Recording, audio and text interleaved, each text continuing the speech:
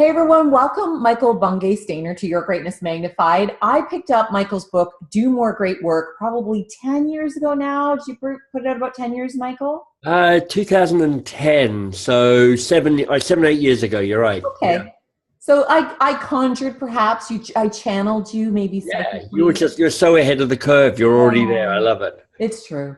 But really, I mean, it was transformational in so many of the people that I was supporting. And because we were all on this search for trying to focus on meaning in our work. Now you've got the next ebook out, which is about being courageous. What motivated you to release this next version? So we say for doing great work, and by great work, we talk about work that has more impact and work that has more meaning. So it's both making a difference in the world, but it's also the stuff that lights you up. And you need three parts for that. You need focus, you need courage, and you need resilience. Focus is that personal thing, which is actually what lights me up. You know, what do I care about? What are my values? And then where am I going to direct my attention in this world to make a difference? But it's one thing to know that. It's another thing to be brave enough to take the first steps down the path. Because we contrast great work, work that has more impact, work that has more meaning, with good work, which is effectively your job description. There's nothing wrong with it, but it's productive and getting things done, and it's kind of a more comfortable place to be. The thing about great work is, as much as you know it's going to light you up, it's also you stepping out to the edge of your own level of comfort, your own level of experience. And there's part of you is going, man, this is awesome. This is what I signed up for in the first place. And there's part of you going, oh my God, I have no idea what I'm doing here. I'm just making it up. Yeah. So it takes courage to step out of that place of comfort into that place of new learning, of, as some people say, conscious incompetence. Because when you're doing great work, there's part of you going, I'm trying to figure out how to do this. Yeah. So that's the courage piece. Focus, you need to start doing it. Courage, to know what the thing is you want to start. Courage is what's required to start.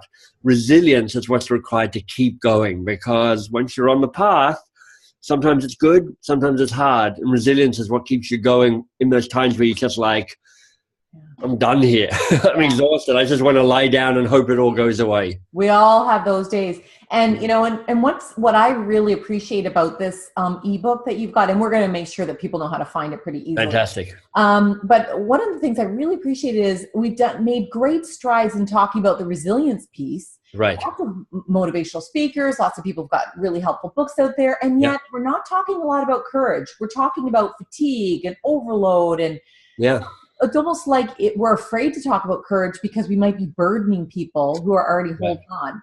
What's your thoughts if people say, I can't do courage right now, I'm full? Well, I think you got to respect where people are at, and you got to give them a shove as well.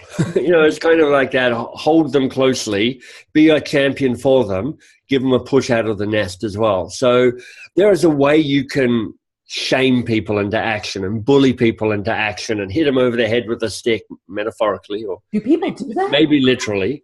Yeah. But I think part of where coaching can be so effective, and by coaching, I'm not just saying you have to be an official coach. It's like, this is just being a champion for somebody, is to give them the push. It's to, in some ways, show them a version of themselves that they may not yet see. And go, look, this is what I see for you. Yeah. I think you can do that. And Michael, what I really like about that is it gets to the piece around almost limiting beliefs, that oftentimes we can see people as having this incredible potential and we can see where they can go. And yet there's so much of our own stuff that we don't even see, right? I love your quote in your book, worry is as useless as a handle on a snowball. I've never heard that quote. That's a beauty, isn't it? And it's just useful to know that, you know, it's an overstatement. Like, as everybody's picking up, most of what I do is an overstatement, but there's a place for worry because it points to where your anxiety is, but it also points to where something interesting is happening as well. So it's like, use worry for good to go, do I need to deal with this? Do I need to sort something out? Don't use it as a way of going, this is just going to shut me down and keep me playing small. Right. And so one of the things that we can do that hold people close, push them out of the nest is maybe to ask that question. Right. Yeah, exactly. It's like, shine a light on the worry, spend time kind of going into the anxiety. I mean, one powerful exercise is to have people understand or try and feel where they feel that anxiety in their body and what does it look like and feel like. And now you're actually paying attention to it, what's changing and shifting.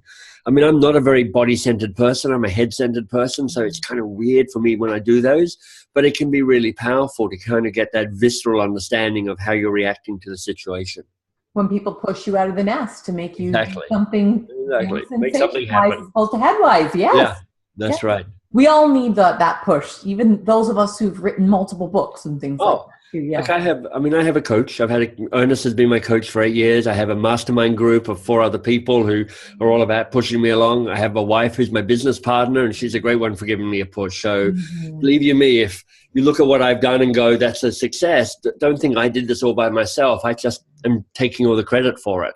Truth is, there's a whole bunch of people behind me holding me up, pushing me along, encouraging me to leap.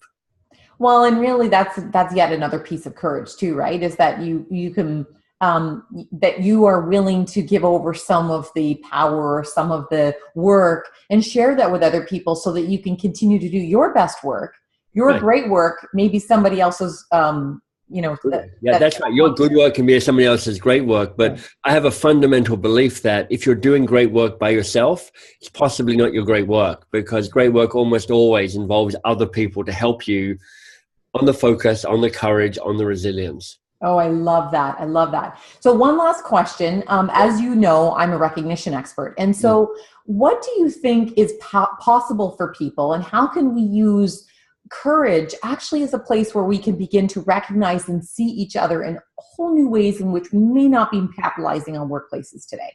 Well, for me, what shifts recognition into a more powerful moment is when it moves from "I saw you did this" to "I see you as this." Yeah. So it's like you were really brave. You just rocked that meeting. That was awesome.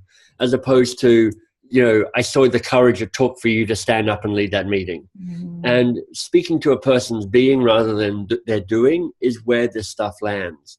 Yeah. And when you think about how to step into great work, you can make plans, you can create focus, but the most powerful way I know is to understand who you are and then turn that dial up a little bit. Take it from 8 out of 10 to 10 out of 10 in terms of how you show up in the world. And that being place. If you're doing that, honestly, you're going to find more great work showing up in your life. Oh, I love it. Thank you so much, Michael. And we'll be sure to make sure that folks can connect with you, know how to reach out to you. Is there one last thing that you would want people to take away from our time together today? So let me give you the most courageous question to ask connected to great work. And it's this: what are you going to say no to so that you can truly say yes to the great work that matters to you? Absolutely. 100% love that question.